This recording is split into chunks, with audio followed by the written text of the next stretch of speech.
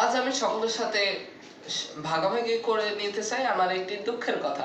আমার জন্ম হয়েছিল 2009 সালে, কিন্তু আমার বাসার সামনের রাস্তাটি আমার জন্মের আগেও ভাঙা ছিল, এখনো ভাঙাই আছে।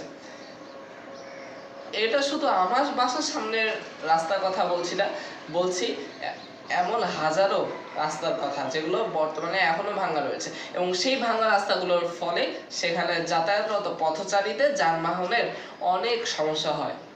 তারা সঠিকভাবে যেতে পারে না এবং তাদের যাতায়াতে অনেক ব্যাঘাত সৃষ্টি হয়।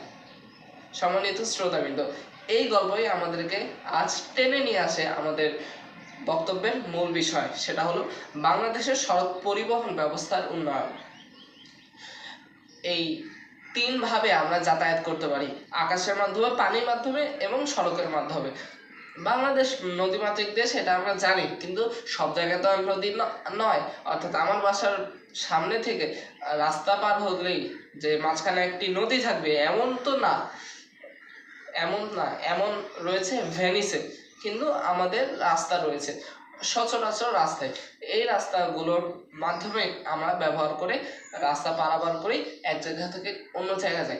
মানুষের স্বভাবগত বৈশিষ্ট্য যে খাবার লাগবে, খাবারের জন্য টাকা লাগবে, টাকার জন্য চাকরি বাকরি করা লাগবে অথবা কাজ করা লাগবে।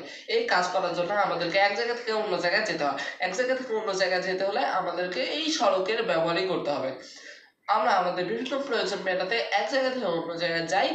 এটা আমরা করতে পারি নিজেদের ব্যক্তিগত গাড়িতে অথবা জনগণের জন্য যে সকল গাড়ি রয়েছে সেগুলোতে।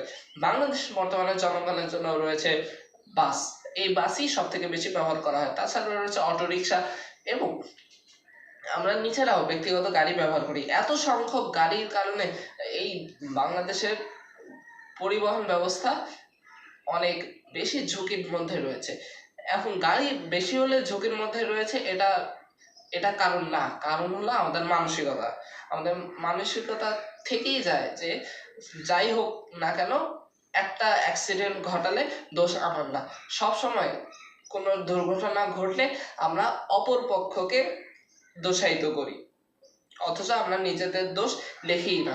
বাংলাদেশের জনসংখ্যা ক্রমবর্ধমান। এই ক্রমবর্ধমানতার কারণেই বাংলাদেশের যানবাহনের সংখ্যা ধীরে ধীরে বাড়বে, এটাই স্বাভাবিক। তবে এই স্বাভাবিকতাকে সামনে রেখে আমাদেরকে বাংলাদেশের সব পরিবহন ব্যবস্থা উন্নয়ন ঘটাতে হবে। এই উন্নয়ন ঘটাতে গেলে অনেক বিষয় রয়েছে। Traffic police, traffic light, zebra crossing, এগুলো উন্নতি ঘটাতে হবে। আমেরিকায় দেখা যায় যে এখানে ট্রাফিক লাইট ভেঙে ক্রস করে গেলে সেখানে পুলিশরা ধাওয়া করে।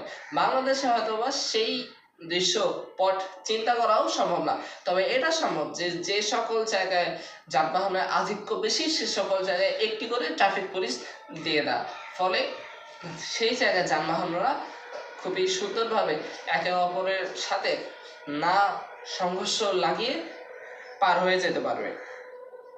তারপরে রয়েছে শ্রমিকদের জন্য ন্যায্য মূল্য নির্ধারণ করা যায়। যখন শ্রমিকেরা অর্থাৎ চালকেরা নিজেদের ন্যায্য মূল্য পাবে, তখন তারা বেপরোয়াভাবে গাড়ি চালানোর কথা ভাববেই না। তাছাড়া করতে হবে যথারীতি সচেতনতামূলক বাণী প্রচার করা, অর্থাৎ সকলেই যেন আমরা ভালো করে গাড়ি চালাই। কারণ আমরা গাড়ি চালাচ্ছি, সামনের সাথে যদি আমাদের সংঘর্ষ হয় তাহলে শুধু আমাদেরই জীবন না, আরো অনেক মানুষের জীবনের দায়ভার আমাদের পড়ে যায়। একটি অ্যাক্সিডেন্ট হওয়া মানে শুধু একটি মানুষেরই শেষ নয়, তার পরিবারের সকলেরই সমস্যা। এই সমস্যা অত্যন্ত গুরুত্বপূর্ণ। এই সমস্যা অনেক আরো সমস্যা তৈরি করে। তাই এই বাংলাদেশকে অনেক সুন্দর করতে আসুন আমরা নিজেদেরকে বদলাই এবং সরকারকে এ সকল মেরামত করতে সাহায্য করি। এই বলে আমি বক্তব্য এখানেই শেষ করব। ধন্যবাদ সবাইকে।